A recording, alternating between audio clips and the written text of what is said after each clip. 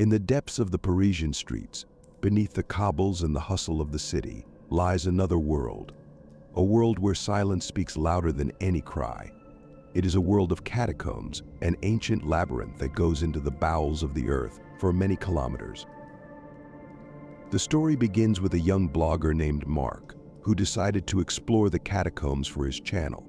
He was determined to catch something unusual on camera that would attract thousands of views, but he could not imagine what lay ahead.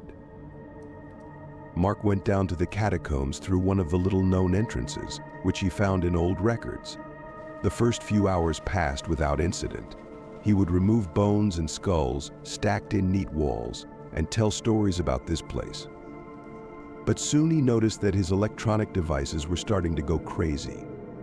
The compass was spinning non-stop, and the camera kept turning off. Mark felt electricity in the air, and the hair on the back of his head stood on end. He decided to come back, but the way back was no longer what he remembered. The corridors seemed different, and the marks he was leaving were gone. Mark started to panic. His breath was fast, and every step echoed in the emptiness of the dungeon. Suddenly, he heard a rustle behind him. He turned and saw only darkness, but he felt that someone or something was watching him. The clock was moving, and Mark was sinking deeper into the maze. He began to hear whispers. At first, he was barely perceptible, but with time he grew louder and more demanding. The whisper turned into voices that called him by name, dragged him deeper into the catacombs. Mark realized that those voices belonged to the souls of those who had never found a way out of that dark place. Mark understood that he needed to find a way out as soon as possible. He tried to go against the call of the voices, but they were everywhere, like the wind rushing through the corridors of the catacombs. The voices became more insistent, and Mark began to see flickering figures in the darkness. They were like shadows, flitting at the edge of his vision, disappearing as soon as he tried to focus. At one point, as Mark passed a wall lined with skulls, he noticed that one of the skulls had a strange gleam in its eye sockets.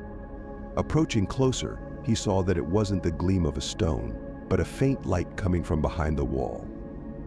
Mark's heart raced with anticipation. Could this be the way out? He began to move the bones aside, and soon a narrow passage opened up before him. Mark turned on his flashlight and crawled inside. The passage led him down, deeper into the bowels of the earth. The air grew colder, and the walls of the passage seemed to close in. Mark felt fear clutching at his chest, but he kept moving forward.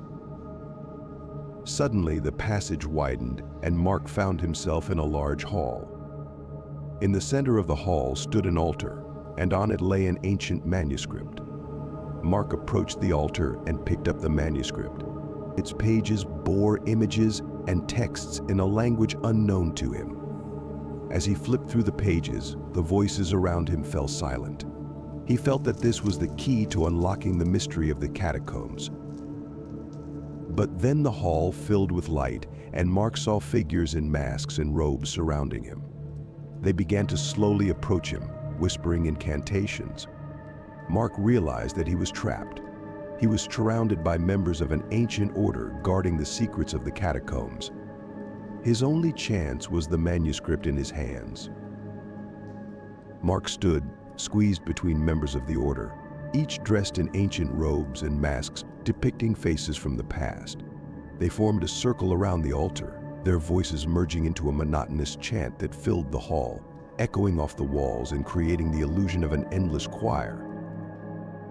"What do you want from me?" Mark asked, his voice trembling with fear. One of the figures stepped forward. His mask was adorned with intricate patterns, and in his hands he held a staff, the tip of which glowed with a dim light.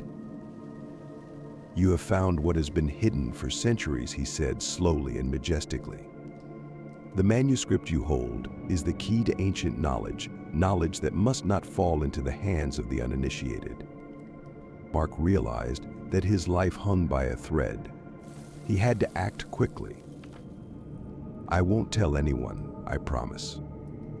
"Just let me go," he said, trying to hide his anxiety. The elder of the order nodded silently, and the members of the order began to slowly retreat, freeing the path to the exit. Mark couldn't believe his luck.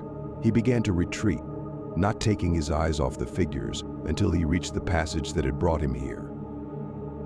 As soon as he was in the corridor, he ran, not looking back, until he saw daylight. Emerging onto the surface, he took a deep breath, feeling the fear leave his body.